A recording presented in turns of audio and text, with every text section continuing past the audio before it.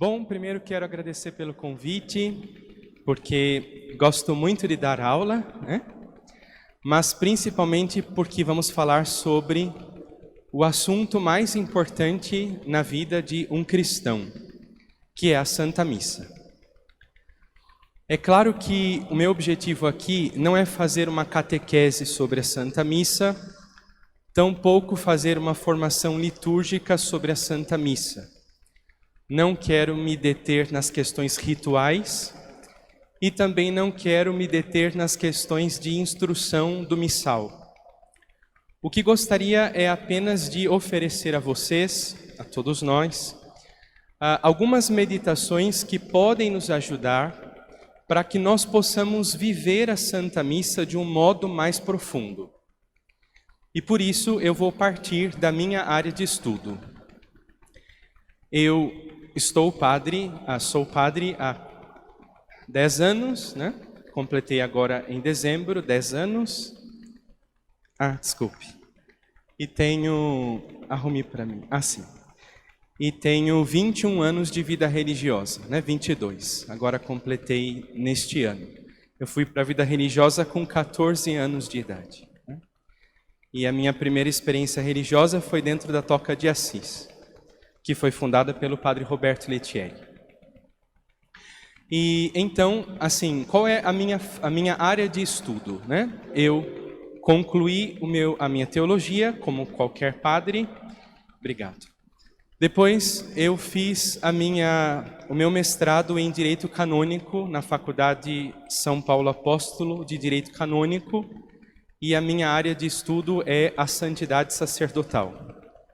Depois eu fui para o doutorado, no qual estou hoje, na Universidade Católica da Argentina, na UCA. E também agora estou fazendo a especialização em espiritualidade no Centro Internacional de Espiritualidade Teresiana e Sanjoanense em Ávila, na Espanha. Então, o meu olhar é sempre o olhar da espiritualidade, da dogmática e do direito canônico. Por isso que vocês vão verificar aqui que tudo aquilo que eu vou falar parte deste princípio, ou do princípio dogmático, basicamente o catecismo da Igreja Católica, que todos vocês certamente conhecem, né? Esta versão amarelinha.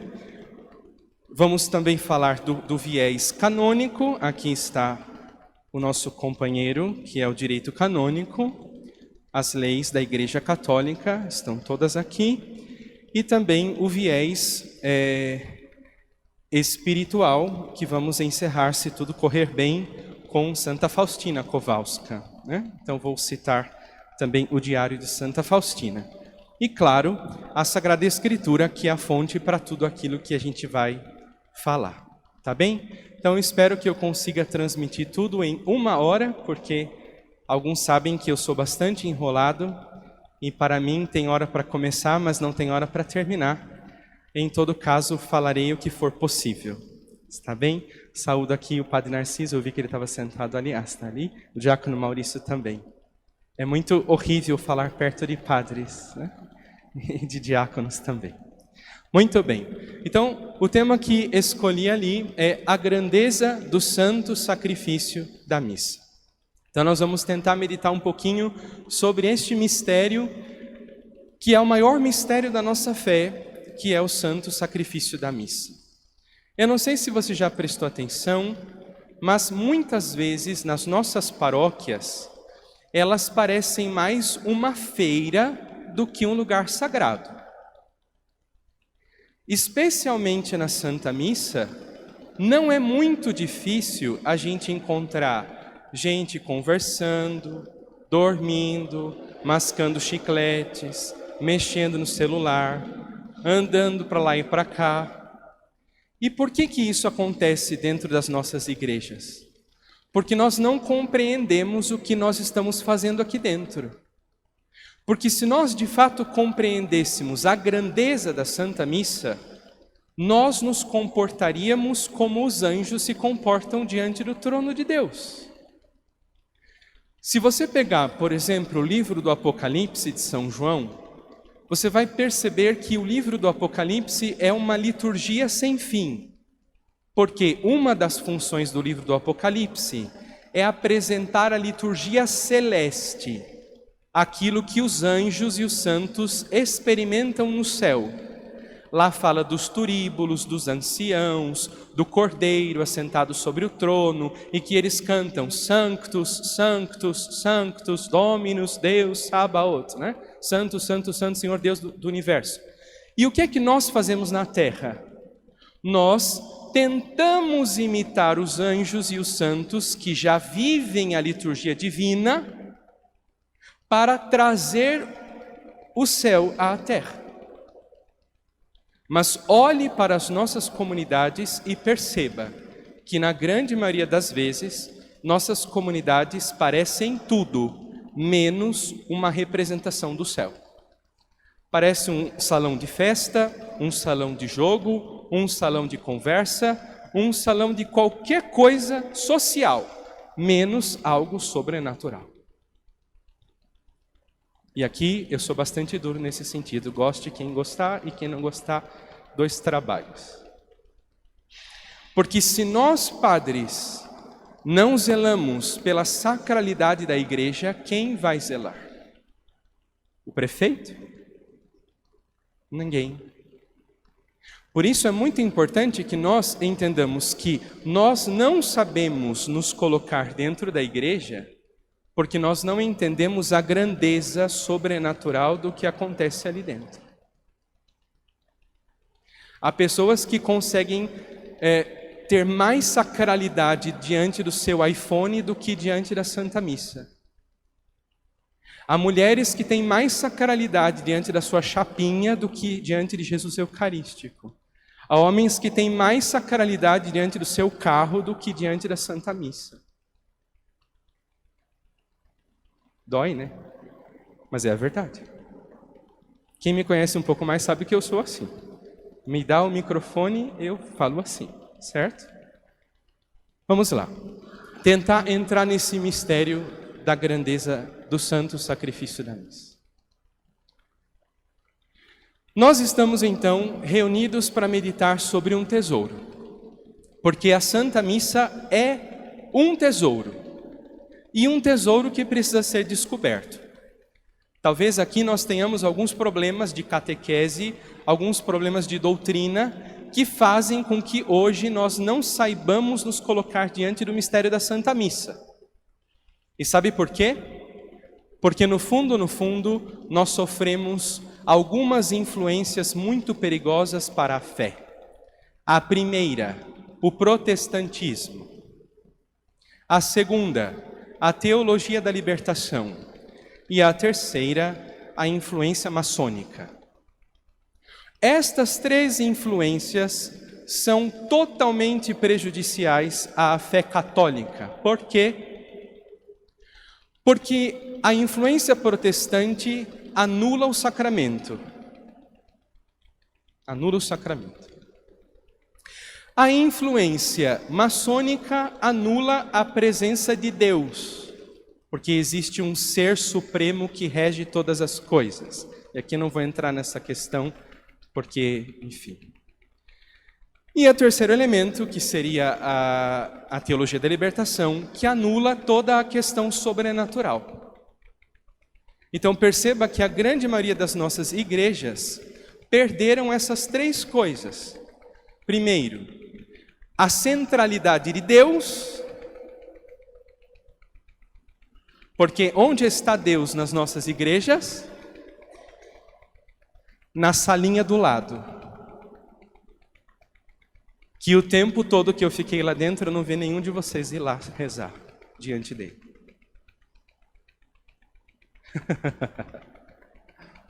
Dói, né? Mas é verdade. Ou somos católicos, ou somos protestantes. Então Deus enxotado para o lado, numa salinha escura, que quase nunca é visitada.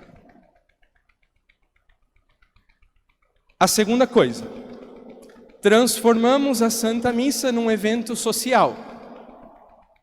Vamos lá para estarmos reunidos com os irmãos, estamos lá para crescermos na comunhão com os irmãos. Beija todo mundo, abraça todo mundo. A Santa Missa reduzida a um evento social, a um banquete social como a ceia protestante.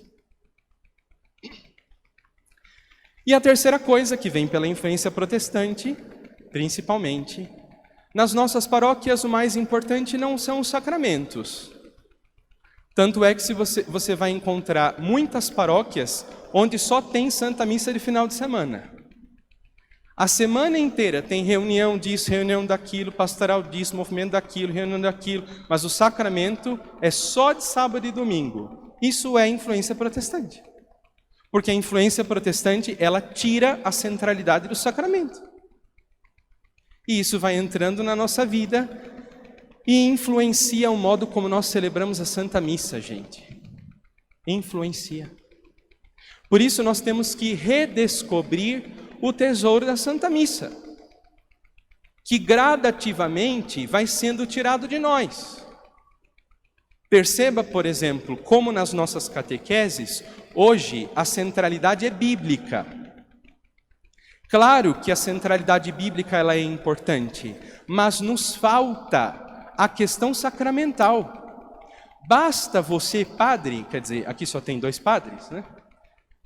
Escutar a confissão das crianças da catequese. E não somente das crianças, dos adultos também. E por que isso? Porque a gente perdeu a noção do sacramento. Nós transformamos a confissão, por exemplo, num atendimento psicológico. E perdemos a dimensão sacramental do sacramento da reconciliação. E por aí vai, né? Então, temos que redescobrir este tesouro. E para redescobrir esse tesouro, o que a gente tem que fazer? A gente tem que voltar para o catecismo, a gente tem que voltar para o Código de Direito Canônico, a gente tem que voltar para a dogmática e principalmente voltar para aqueles santos e santas que viveram antes de nós, que realmente se santificaram principalmente por meio da Santa Missa. Responda para mim uma coisa: quantos santos encontramos na igreja protestante? Nenhum, porque não tem comunhão e não tem Nossa Senhora. Onde não tem Eucaristia e não tem a Virgem Maria, não existe santidade de fato. Podem ter pessoas boas, mas a santidade na sua fidelidade da palavra, o santo é aquele que se assemelhou a Deus de um modo profundo, só pode existir onde tem comunhão e onde tem Nossa Senhora. Vamos lá. A igreja, isso é um texto do Papa São João Paulo II, certo? Eclésia de Eucaristia. Nada do que está escrito aqui nesse material é coisa minha. Eu não sou inteligente para escrever, eu só recorto e colo os documentos e vamos caminhando assim. A igreja recebeu a Eucaristia de Cristo seu Senhor, não como um dom, embora precioso, entre muitos outros. Então o que o Papa está dizendo aqui? Que sim, a Eucaristia é um dom, mas não é um dom entre outros dons. Como se eu pudesse colocar, por exemplo, a Santa Missa no mesmo patamar do grupo de oração. A Santa Missa no mesmo patamar do encontro da pastoral A, B ou C. Não há como comparar, porque a Santa Missa ou a Eucaristia é o dom por excelência. Não existe nada maior na igreja do que a Santa Missa. Não existe nada mais sagrado do que a Santíssima Eucaristia. E isso quem está dizendo não sou eu. Isso quem está dizendo é o Papa São João Paulo II. Porque dom dele mesmo. O que você encontra na Santa Missa? Deus. Claro que na Santa Missa você pode se encontrar com os irmãos. Mas o centro da Santa Missa não são pessoas. O centro da Santa Missa é Deus. Por isso que a posição versus Deum, que é como o povo chama, o padre fica de costa para o povo, liturgicamente, ou dogmaticamente, melhor dizendo, é a expressão física que mais expressa o sacrifício da missa, porque na Santa Missa todos estão voltados para Deus, inclusive o padre. Na estrutura versus populi, que é a que nós rezamos popularmente, quando o padre fica de frente para todo mundo, parece que o padre é um showman. Ele está apresentando para o povo. E aí você começa a ver, em várias comunidades e paróquias e tudo mais, o padre ele é um showman. Ele anda para lá e para cá, ele anda para lá e para cá. Pega não sei o quê, faz não sei o quê, glória não sei o quê, parará, tarará. Porque ele é o centro, e ele não é o centro. O centro da Santa Missa é Jesus. Porque a Santíssima Eucaristia é Ele mesmo. Não há nada maior na igreja do que a Santíssima Eucaristia. Não há nada maior.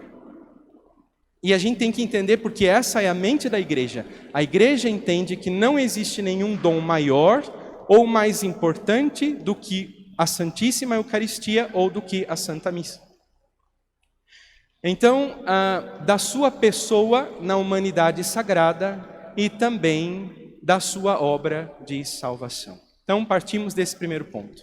Não existe nada mais importante, nada mais sagrado na igreja do que a Santa Missa, do que a Santíssima Eucaristia.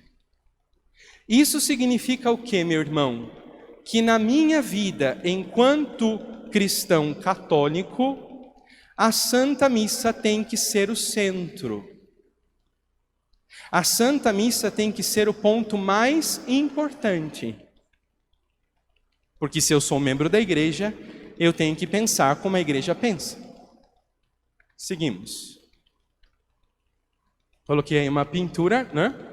Porque aqui nós vemos, por exemplo, a imagem de Cristo crucificado, e nós temos ali 2 anjos colhendo das chagas de Nosso Senhor o sangue, né? Ou seja, o que é que nós celebramos na Santa Missa? Nós celebramos a paixão, morte e ressurreição do Senhor. Ele que se entrega por amor de cada um de nós. E não há nada mais sagrado e mais importante do que isso.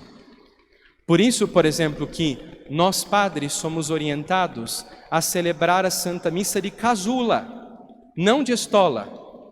Claro, estola por baixo, mas em cima, casula. Aí o padre, mas está muito calor, eu vou rezar de estola. Não interessa. Você tem que colocar a casula. Por quê? Porque a ideia é que o padre esteja escondido.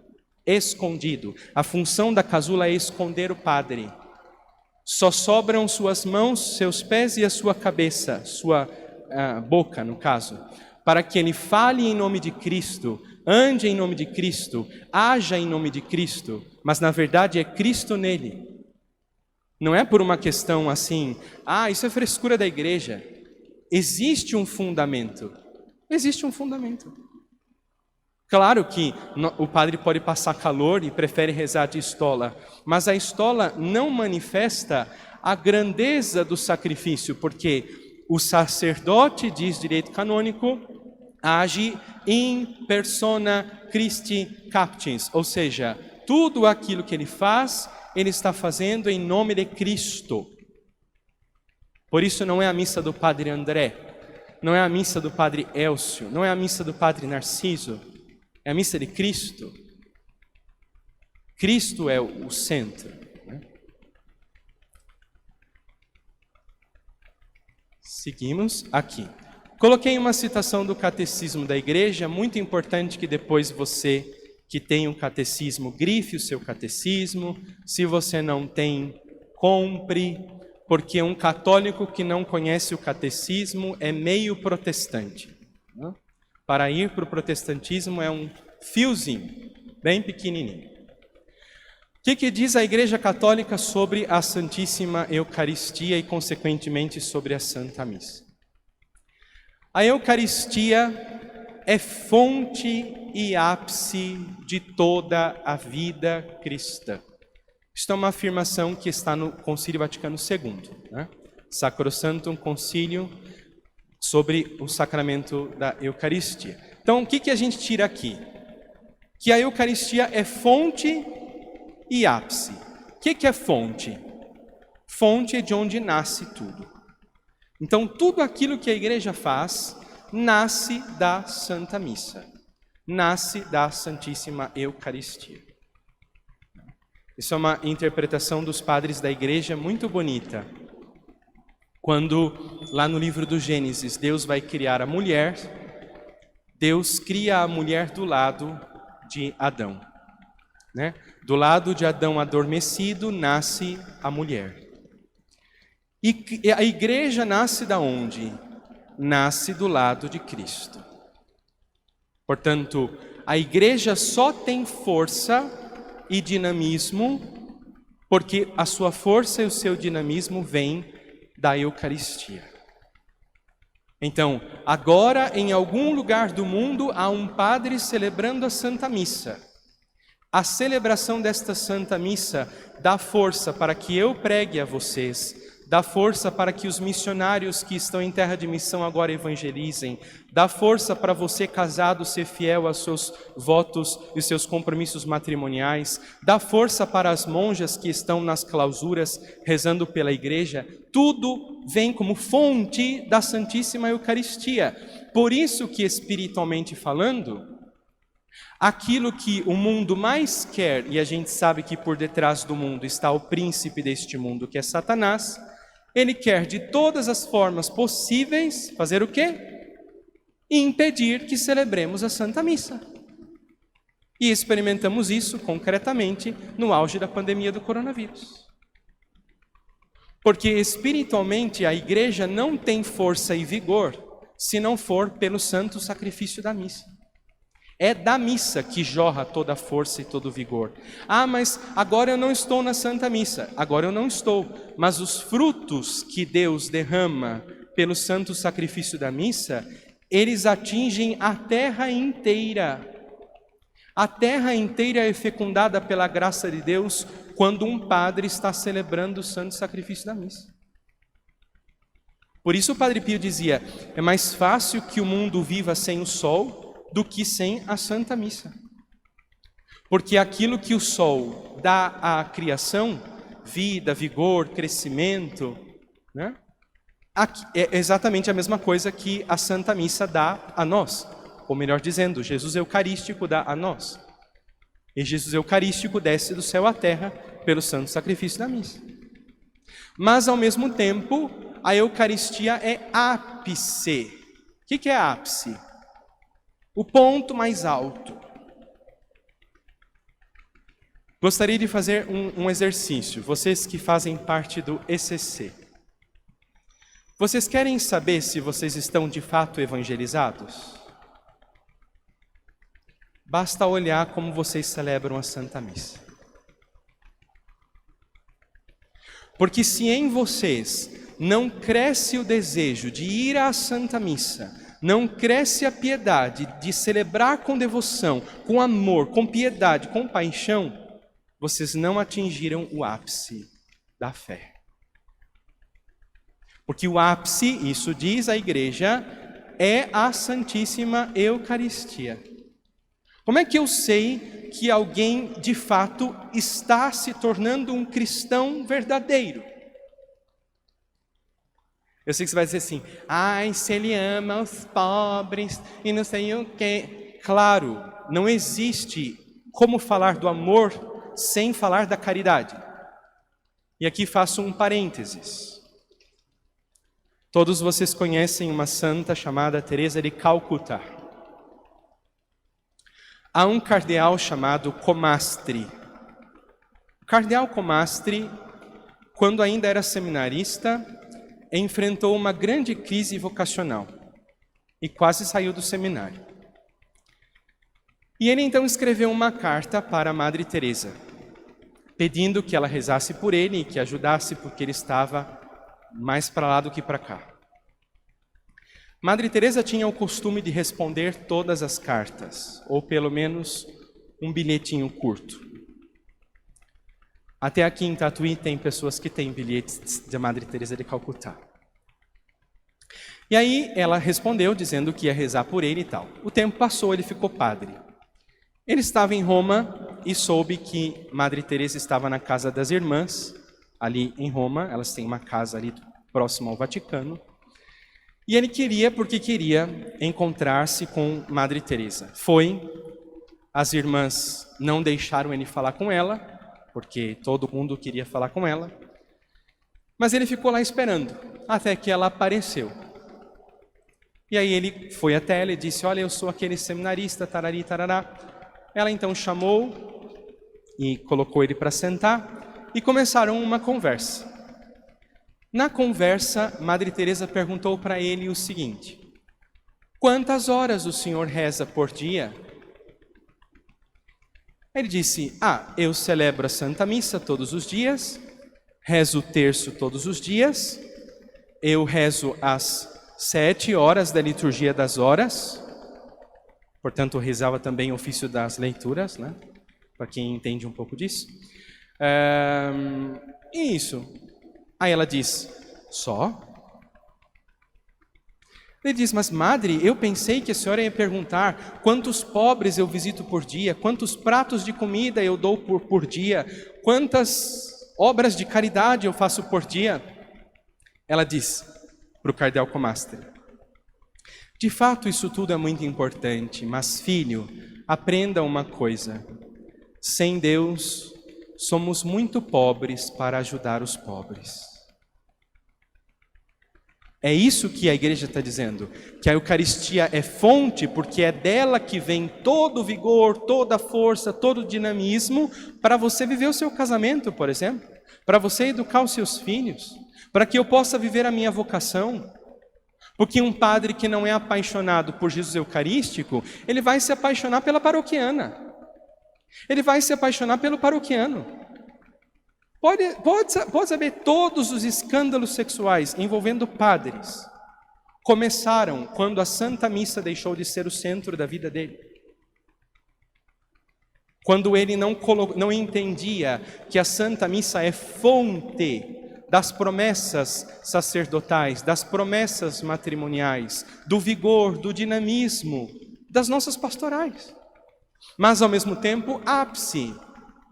Ou seja, quanto mais eu caminho na igreja, o modo como eu celebro é diferente, com mais piedade, com mais fervor, com mais devoção, com mais paixão, com mais zelo.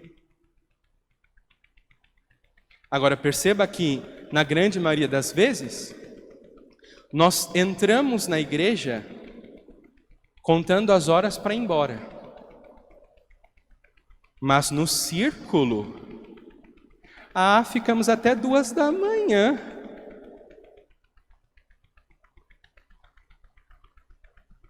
Algo não vai bem. A missa tem que ser 40 minutos, o círculo até o dia amanhecer. Algo não vai bem.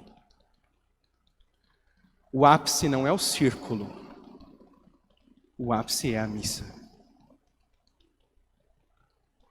Depois diz ainda o catecismo. Os demais sacramentos, assim como todos os ministérios eclesiásticos e tarefas apostólicas, se ligam à Sagrada Eucaristia e a ela se ordenam. Então veja, o que a igreja aqui está dizendo? Que tudo aquilo que existe na igreja está ligado à Eucaristia. E todos os trabalhos de evangelização que fazemos estão ligados à Eucaristia. Então, a catequese tem que trazer para a Eucaristia. O ECC tem que trazer para a Eucaristia. Vai da Eucaristia e volta para a Eucaristia. Vai da Eucaristia, porque é da Eucaristia que vem tudo. Mas, ao mesmo tempo, volta para a Eucaristia, porque a Eucaristia é o tudo. Pois a Santíssima Eucaristia contém todo o bem espiritual da Igreja, a saber, o próprio Cristo, nossa Páscoa. Portanto, não há nada mais valioso e importante do que a Santíssima Eucaristia e, por causa dela, a Santa Missa. Aqui, mais uma imagem muito significativa. Nosso Senhor com o seu peito aberto e ali na sua mão um cálice, a hóstia, e depois temos ali o Espírito Santo e a mão do Pai, porque a Santa Missa é um ato trinitário, né? É um ato trinitário, ao Pai, pelo Filho, no Espírito Santo. E depois nós vemos ali a Virgem Maria um pouco mais ao fundo, porque é claro que onde está a Trindade, aí também está a Virgem Maria. Seguimos. Aqui. Não há nada mais importante e necessário para a igreja do que o santo sacrifício da missa. Isso não pode faltar. Um dia, eu fui pregar num encontro, na verdade me chamaram para celebrar num encontro. Um encontro de jovens, né? Eu sei que marcaram a Santa Missa para acho que umas 3 horas da tarde. Eu cheguei 2h30, a Santa Missa começou umas quase 5 horas. Aí eles cantavam, e cantavam, e cantavam, e dançavam, e pulavam, e uivavam, e plantavam bananeira, parani, pará. Agora vamos arrumar para a Santa Missa. Aí pegou umas mesas de bar, colocou umas toalhas, colocou umas velas capenga, tudo assim, né? Vamos celebrar. Esses são protestantes. Porque, gente, coloque uma coisa, quem salva a vida de alguém não sou eu. Por mais que a gente prepare tudo com amor, com zelo, com cuidado, o centro é Jesus, é Ele que salva. Portanto, o ápice do retiro tem que ser a Santa Missa. O ápice do encontro tem que ser a Santa Missa. Ou começa com ela, ou termina com ela. É como, às vezes, a gente vê grupo de oração. O grupo de oração começa com a Santa Missa. O povo chega depois que a missa termina. Meu irmão, se você acha que o Zé Cabeludo tem mais poder do que Jesus, você não entendeu nada do que é ser católico. Ai, o Zé Cabeludo vai pôr a mão na minha cabeça, Jesus entra na tua alma. Algo não vai bem na nossa catequese, não vai bem. Porque nela, na Santa Missa, Jesus nos dá a sua carne para a vida do mundo, como diz lá o discurso eucarístico do capítulo 6 do Evangelho de São João. O que é que Jesus dá para a vida do mundo? Ele diz, eu dou a minha carne para a vida do mundo. E o que é que você recebe na Santa Missa? A carne de Cristo, o sangue de Cristo. E o próprio catecismo vai dizer que o modo como Jesus está presente na Santa Missa não se compara a nenhum outro modo. Claro, se eu estou lá na minha casa rezando, Cristo está lá espiritualmente. Se eu estou ali com os meus amigos fazendo uma obra de caridade, Ele está espiritualmente, porque Ele disse, onde 2 ou mais estiverem reunidos em meu nome, eu estarei no meio deles. Mas na Santa Missa não se trata de uma presença espiritual, se trata de uma presença real, corpo, sangue, alma e divindade. Vocês conhecem Carlo Acutis? Beato Carlo Acutis. Vem de uma família bastante rica. E eles sempre iam viajar de férias para lugares assim mais chiques, né? Aí diziam para ele, Carlo, você não gostaria de ir para a Terra Santa para visitar onde Jesus passou? Ele dizia, eu não, eu vou para o sacrário e estou onde ele está. Não estou falando de uma vovozinha de 100 anos. Estou falando de um adolescente que morreu com 15, nessa época tinha 13. Eu não quero ir para a Terra Santa. Andar onde Jesus andou, eu prefiro estar onde ele está. Por isso eu vou até o sacrário. Ele dizia, a Terra Santa está na esquina da minha casa. Onde estava a igreja, né?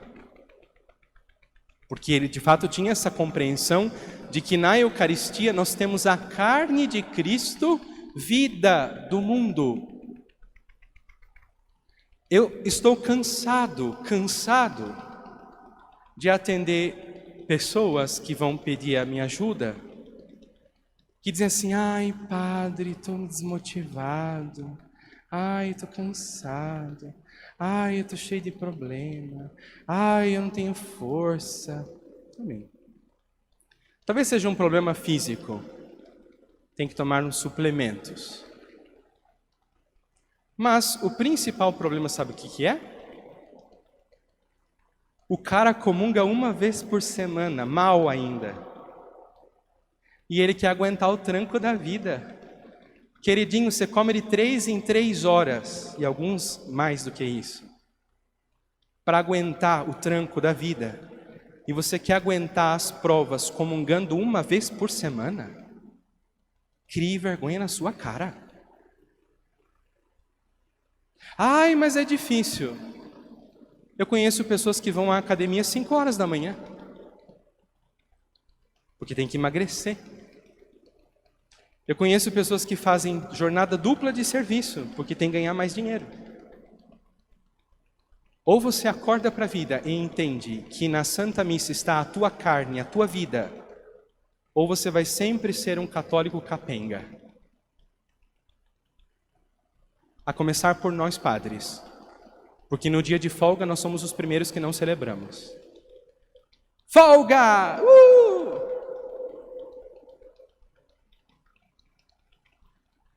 O Papa Francisco disse que a Santa Missa é uma teofania. O que é uma teofania? Uma manifestação divina. O Senhor se torna presente no altar para ser oferecido ao Pai pela salvação do mundo. Então, o que você encontra na Santa Missa? Você encontra Jesus sobre o altar, que é oferecido pela salvação do mundo, pela tua salvação. Agora vamos para uma citação do direito canônico. Coloquei ali a foto do código.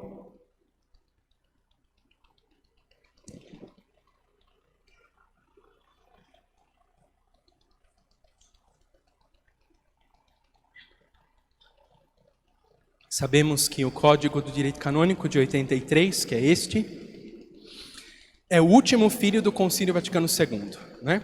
O Vaticano terminou em 65, mas o próprio Papa São João Paulo II, que foi o legislador de 83, ele coloca que é o último texto do Concílio Vaticano II. Porque qual é a função do direito canônico? Expressar em lei a fé da igreja e a vida da igreja. E lá tem uma parte que fala sobre o sacramento da Eucaristia. Estou aqui citando especificamente o cânone 904. Diz a igreja: lembrando-se sempre que no mistério do sacrifício eucarístico se exerce continuamente a obra da salvação. Então veja, o que é que acontece na Santa Missa? Na Santa Missa está acontecendo continuamente a obra da salvação. Porque a obra da salvação, ela continua sendo atualizada no meio de nós. E aí diz lá: os sacerdotes celebrem frequentemente e mais, recomenda-se com insistência a celebração cotidiana. Portanto, a lei da igreja prescreve que os padres devem celebrar todos os dias.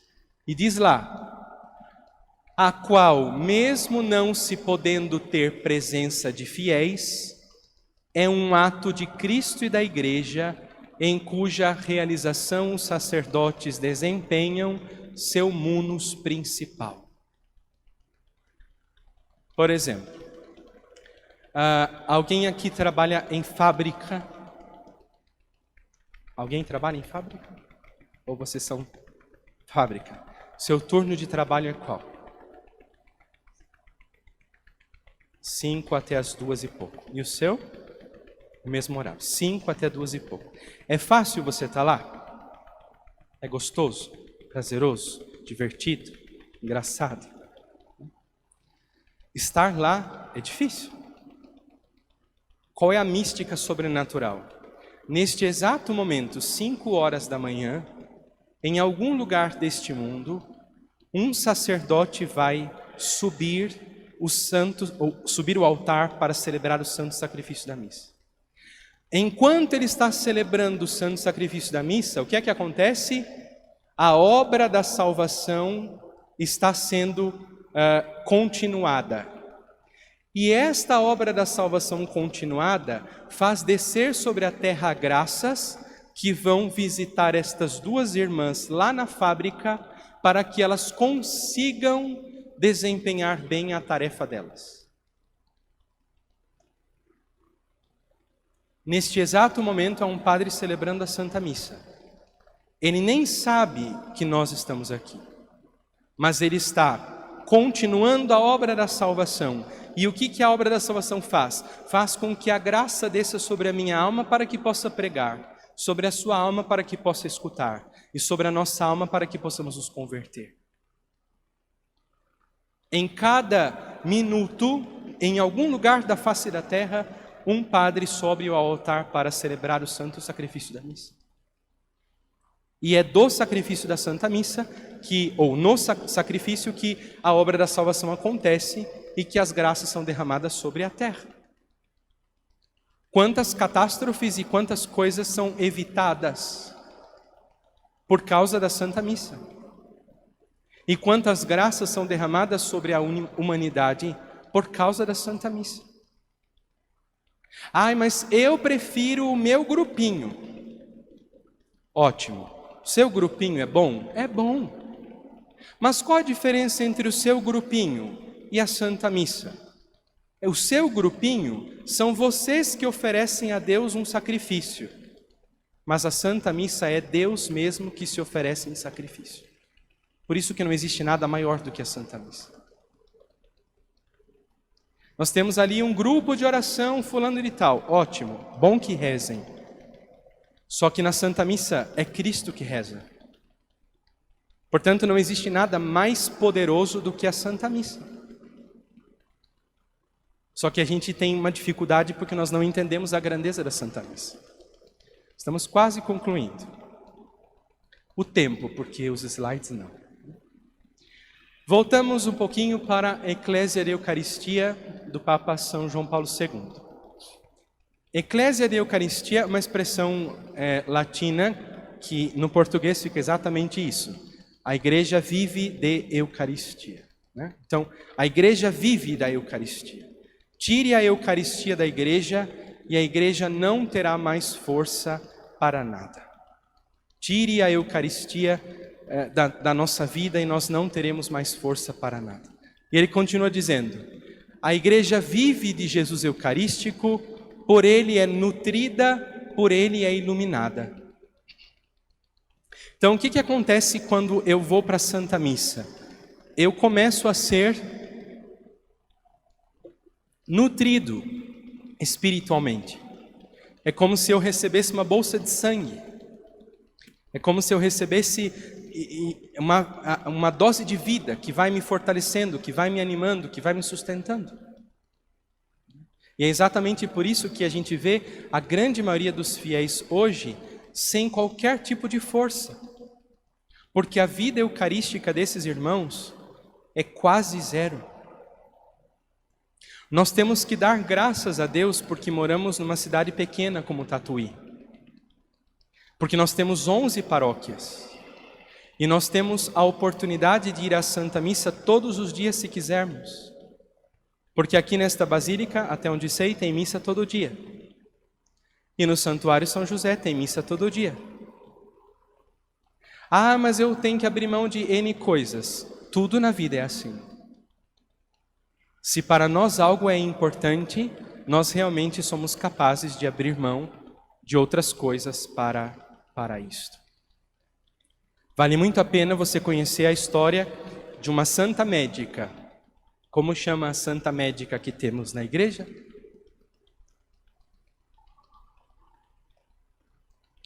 Contemporânea.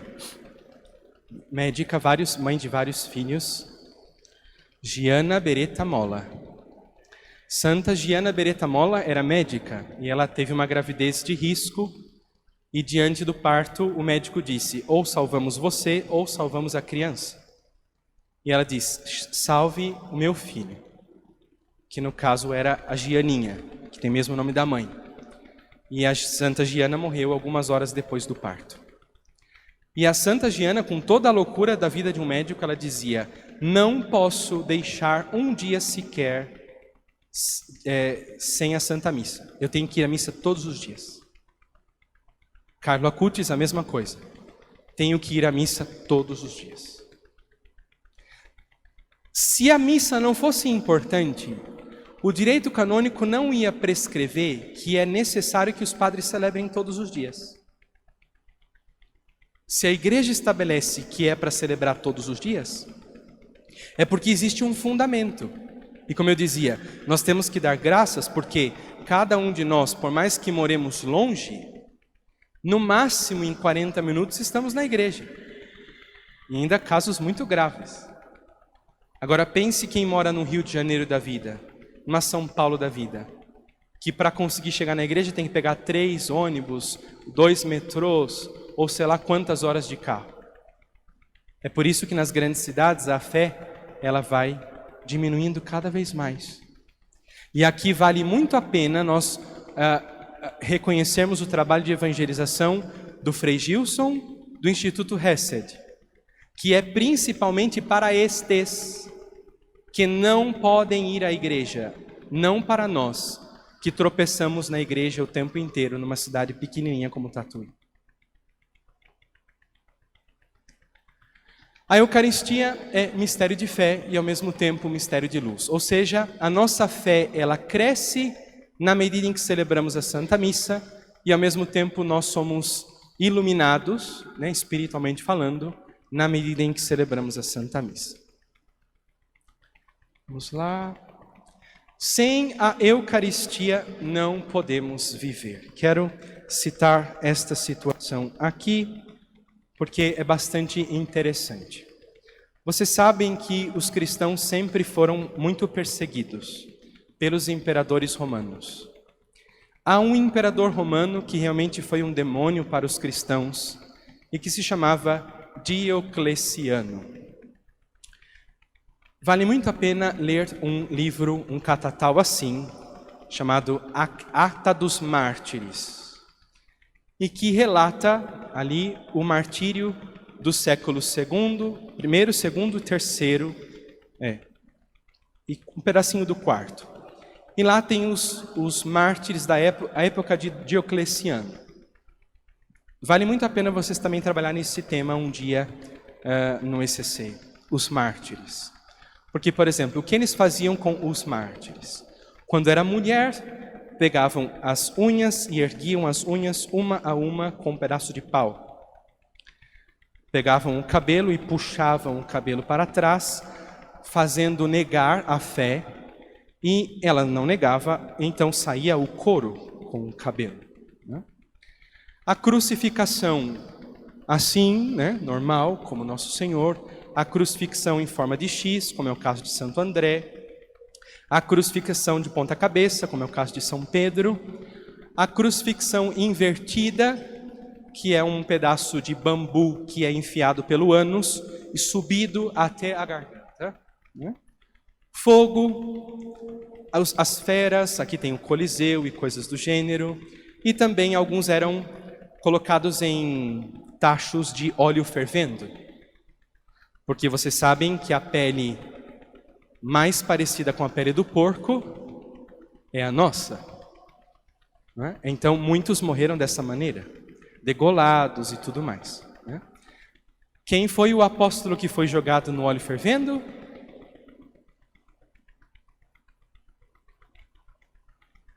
Anitta, vocês conhecem. Neymar também. São João Evangelista.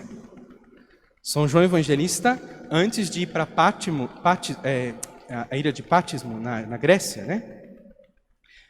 Ele foi jogado no caldeirão fervendo. E quando ele sai do caldeirão, ele está mais jovem. ele fica lá dentro do caldeirão, fervendo, e quando tiram ele do caldeirão, porque ele não morre, ele está jovem. O imperador da época fica tão assustado que manda ele para a Grécia. E lá na ilha ele escreve o seu mais famoso livro, Apocalipse de São João. Então, por que eu estou falando isso? Porque em 304 era o reinado do imperador Diocleciano. O Diocleciano chega na África e ele pega uma comunidade cristã celebrando a missa numa casa. Na verdade, não é ele propriamente, mas ele tem um procônsul que entra lá e pega o pessoal. Aí eles pegam uma família reunida celebrando a Santa Missa e eles falam: parem com isso agora, vocês não podem celebrar esse culto a esse Deus aí. O nosso Deus é o imperador Diocleciano. E a resposta deles é: sem a Eucaristia não podemos viver. Nós não vamos parar, porque sem a Eucaristia não podemos viver. E então eles são os mártires, mais mártires da época do imperador Diocleciano. Isso é no ano 304, quando eles são martirizados. Esta é a frase mais famosa deles. Na verdade, eles dizem: sem o domingo não podemos viver. Né? Mas por que o domingo? Porque nesta época, domingo era o dia em que as comunidades se reuniam. Né? E eu posso viver sem a Eucaristia? Eu posso viver sem a Santa Missa? Não posso. Não posso. Por isso nós temos que realmente viver a Santa Missa com toda a entrega e toda a piedade do nosso coração. Porque quantos gostariam de viver e não podem? Conheçam, por exemplo, o cardeal Vantuan, que é um cardeal que ficou preso durante muitos anos, no regime chinês. Ele celebrava a Santa Missa como? Na mão, com uma gota de vinho e um fragmento de hóstia, que era embrulhado dentro de um pacote de cigarro e que passava dentro do campo da prisão porque pensavam que era cigarro. E colocavam, os paroquianos do Vantuan, colocavam vinho num pote de remédio e escreviam: remédio para tosse. E ele ficava para dizer que ele tinha problema de tosse, que ele precisava daquele xarope, mas na verdade era vinho para a Santa Missa. Olha o que essas pessoas sofreram pela Santa Missa. Um outro personagem, é um livro que você pode comprar, chama-se O Preço a Pagar, que conta a conversão de um muçulmano à fé católica e que ainda hoje sofre a perseguição por parte da própria família dele, porque o próprio pai e os próprios irmãos querem matá-lo porque ele se converteu ao catolicismo. E ele se converteu ao catolicismo quando ele leu o capítulo 6 do Evangelho de São João, do Pão da Vida. E ele entendeu que sem a Eucaristia não podemos viver. Gente, muita gente morreu por causa da missa. Muita gente morreu por causa da comunhão. E nós muitas vezes não valorizamos. Nós muitas vezes não damos importância.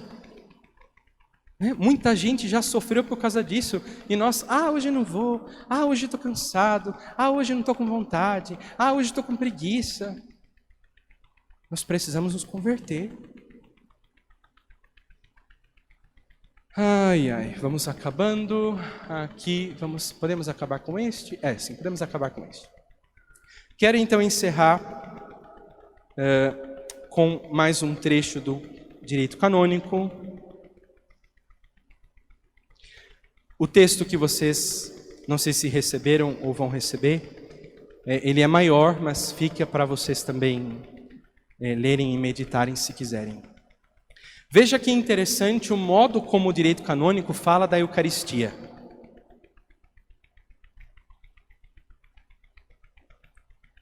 Diz lá: Augustíssimo Sacramento. Portanto, não estamos diante de uma coisa qualquer. Por isso não se coloca Jesus em bombonière. Por isso não se pega em Jesus de qualquer maneira, porque é o Augustíssimo Sacramento, é a Santíssima Eucaristia, na qual veja bem essas três expressões: se contém, se oferece e se recebe o próprio Cristo Senhor. Então, o que é que você tem na Santa Eucaristia? Cristo.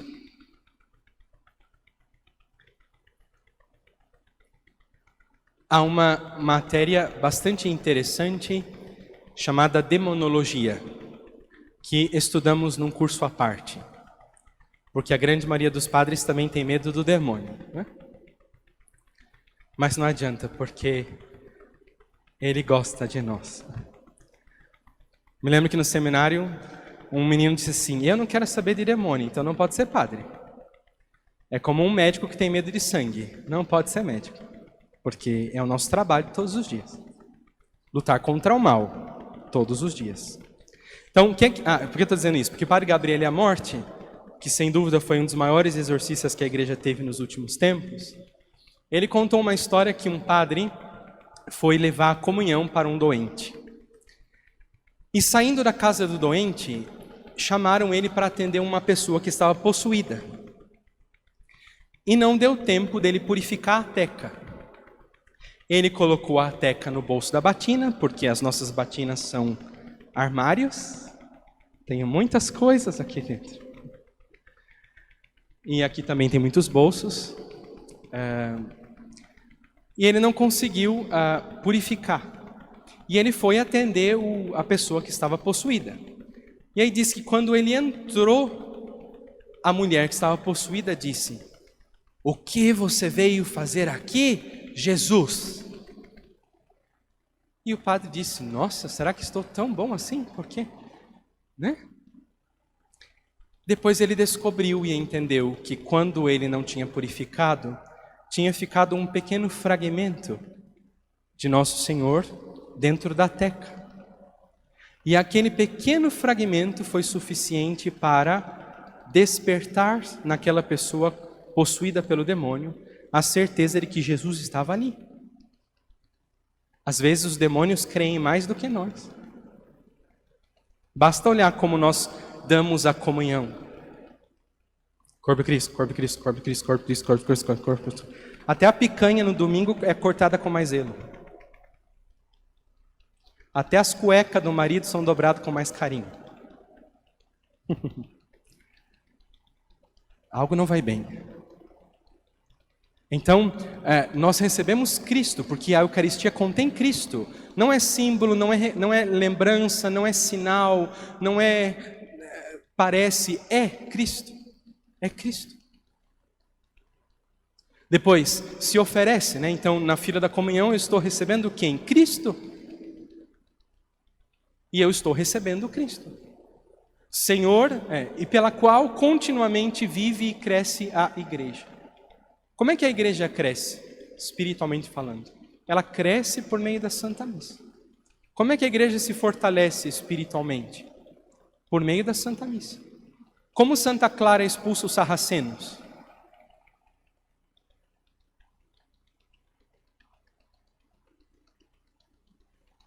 Com o ostensório. Por isso que a imagem de Santa Clara tem um ostensório. Eles querem entrar no convento para atacar as monjas. Santa Clara pega o ostensório, ergue o ostensório e diz a tradição que imediatamente eles saem correndo desesperados, de medo da Santíssima Eucaristia. Portanto, é isso, Jesus Eucarístico faz a igreja viver, faz a igreja crescer. Por último, e aqui encerramos, o Papa Francisco, em audiências gerais, isso foi em 2014, sobre a Santíssima Eucaristia, disse este texto: a celebração eucarística é muito mais do que um simples banquete, porque, infelizmente, a grande maioria das nossas paróquias, influenciadas pela teologia da libertação, resumem a missa a um banquete. Basta pensar que quantas paróquias onde o próprio povo se autocomunga e passa cálice, e passa âmbula, né? Na fila da comunhão, o irmão vai: "Ei, fulano, beleza? Ei, fulano, beleza?" Você não está indo jantar, filho? Você está num sacrifício. Você está na frente do seu Deus. Então ele fala, é muito mais do que um simples banquete. É precisamente o memorial da Páscoa de Jesus. Mistério fulcral da salvação. Portanto, é o centro, né? Como que o centro de fogo do mistério da salvação. Memorial não significa apenas uma recordação, uma simples lembrança, mas quer dizer que cada vez que nós celebramos este sacramento, participamos do mistério da paixão, morte e ressurreição de Cristo. Portanto, ele diz, isso em 2017, a missa significa repetir o Calvário. Não é um espetáculo. Como são nossas missas? Como um Calvário? Vamos lá! Uhul! Por favor. Tem praça para isso, tem salão para isso. Igreja é para o sacrifício. Missa é o sacrifício. Eu tenho duas boas notícias para vocês. Posso contar? Para vocês irem embora felizes. A primeira, acabou. E a segunda, que é a mais boa. Graças a Deus não sou o pároco de vocês. Assim vocês ficam mais tranquilos, né? Digo isso porque realmente eu sou muito severo. Porque sei que como padre Deus vai pedir contas de todas as almas. A quem muito foi dado, muito será cobrado. Eu estudei 4 anos de teologia, 3 anos de mestrado, 2 anos de doutorado. Eu não posso falar arroz com feijão para vocês. Ou é, ou não é. Se gostam, amém. Se nunca mais me chamarem, amém também. Mas a verdade está dita. Não porque eu sou o dono da verdade, porque tudo que eu falei aqui são documentos da igreja. Espero que de alguma forma tenha ajudado. Não se sintam assustados, porque eu pareço bravo, mas no fundo sou. E aí então vocês podem ter acesso aos slides, porque depois eu preparei sobre os 4 fins da Santa Missa: a adoração, reparação, agradecimento e petição. E também o texto que vocês têm aí nas mãos de vocês, podem usar à vontade. Como disse, nada é meu, tudo tem citação, e é isto. Deus lhes pague pela atenção.